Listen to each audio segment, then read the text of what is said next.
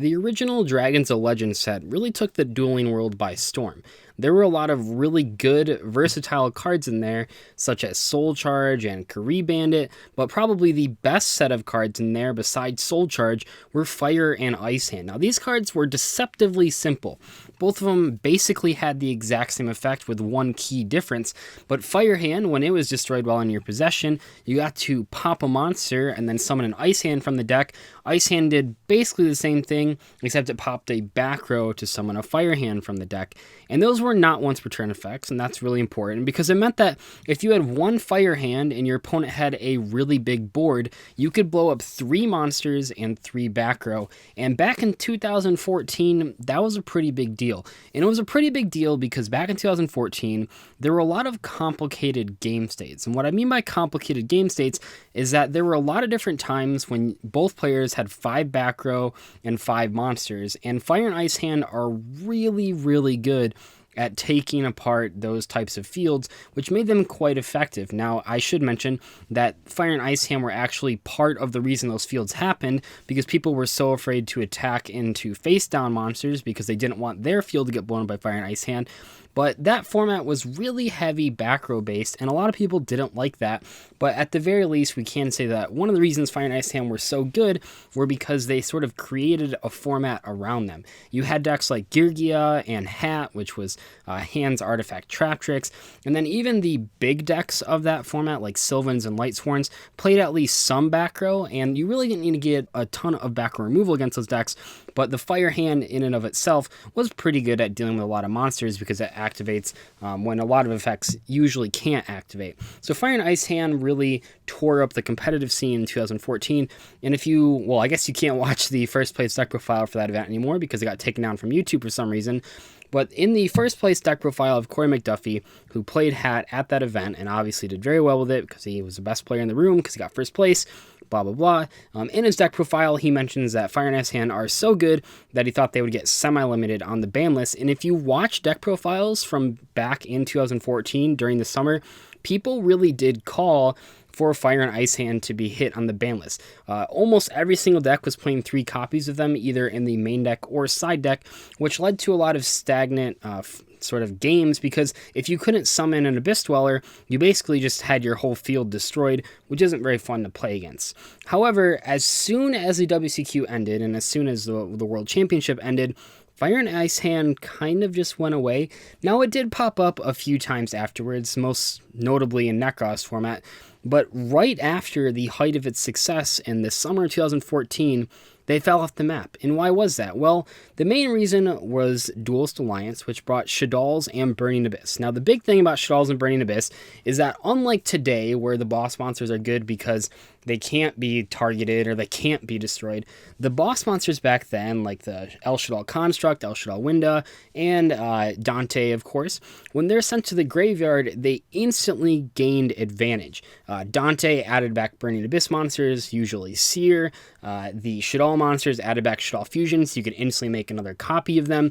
And that's kind of the main reason that Fire and Ice Hand fell out of favor, because sure, there were complicated board states. Shaddolls played a lot of back row. They even played like Vanity's Emptiness and stuff. Burning Abyss played like a whole bunch of back row. They played more back row than pretty much every other deck at that time, even more than Stellar Knights. I mean, if we look at the first place Jeff Jones ARG Circuit Series list, he plays 20 monsters and 20 traps. But so there were complicated board states. But if the Fire and Ice Hand aren't both gaining you advantage when they're being destroyed, then they're not very good. So because of Shaddolls and Burning Abyss, I believe that these cards completely fell out of favor, because even though the board states were really full with a lot of cards, the cards you were destroying, well, at least half of them, the monster half of them, weren't actually doing anything in terms of card advantage, making these just sort of like a bad Reborn Tengu. The other problem with these cards, sort of starting from if we're starting to go down the problems of them, is that they're basically, at the end of the day, in terms of consistency, they're a worse Reborn Tengu, because Reborn Tengu, you play 3 copies of it, and you obviously only want to draw 1 copy, and you want to have the other 2 copies in deck. And with Fire and Ice Hand, you were playing 6 copies of them, and you only wanted to see 1 at a time. And I guess if you saw 2, it wasn't the end of the world, but if you saw 3, it was really rough. Not only because they're normal summons, but also because the more that you had in your hand, the less you could actually summon from the deck, which meant that it's kind of a weird spot where you want to play 6, so you draw them really early on, but the more you play, the higher chance you actually have of drawing multiples, which makes them less effective. So they had that consistency issue going for them, but they were good in Nekroz format. And why were they good in Nekroz format? Well, they were good because Nekroz were a deck that a lot of people were siding Floodgates against, and we're talking like Anti-Spell Fragrance and Mistake and all this sort of stuff. Imperial Iron Wall, just all sorts of different floodgates. And back then, we did not have one key card that we have now in Twin Twisters. So without Twin Twisters, there weren't a lot of multiple back row removal, except for if you had a fire hand or an ice hand and your opponent had a whole bunch of floodgates and a whole bunch of monsters, you could once again just crash through their entire board so that your actual Nekroz plays could go through. And that was really effective. We saw a lot of different people in Nekroz format side decking at least 2 copies of fire and ice hand to sort of plow through their opponent's back row.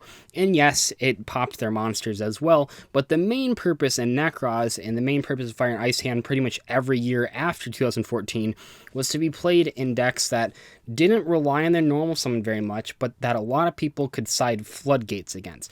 And that was obviously like Nekroz, a deck that, while it did have normal summons, if you couldn't summon, or if you couldn't search things, like if your opponent had a Mistake up, then it didn't really matter that you had normal summons, so you might as well summon an Ice Hand to try to destroy the Mistake in the first place.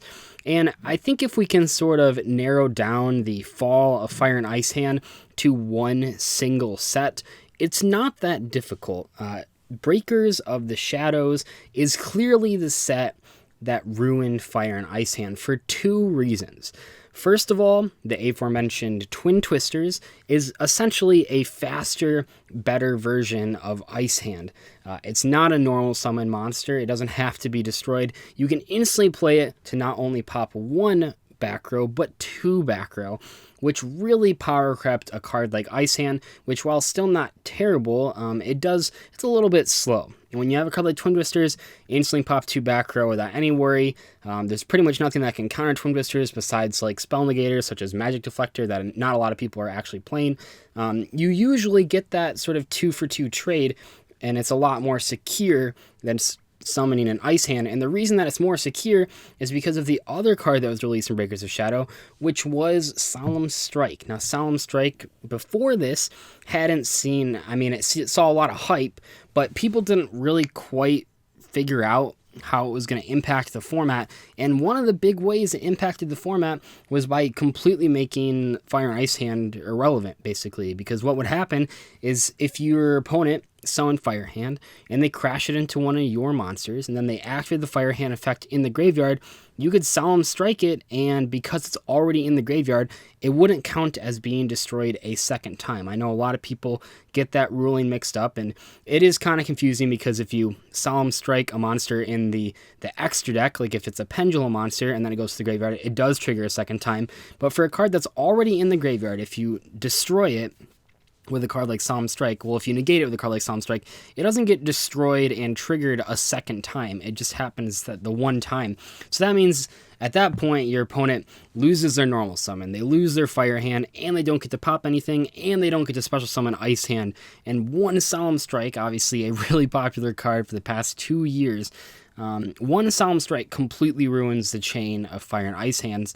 And we can kind of talk about how, I'm just going to briefly say that we can also look at Solemn Strike for a reason why Reborn Tengu stopped being played, even when it was at 3 copies per deck in the past year here. So just because a card like Solemn Strike completely stops it. Also, we can look at cards like Kaijus, a lot more effective at dealing with monsters than Fire Hand is, for basically the same reason that Twin Twisters was better than Ice Hand.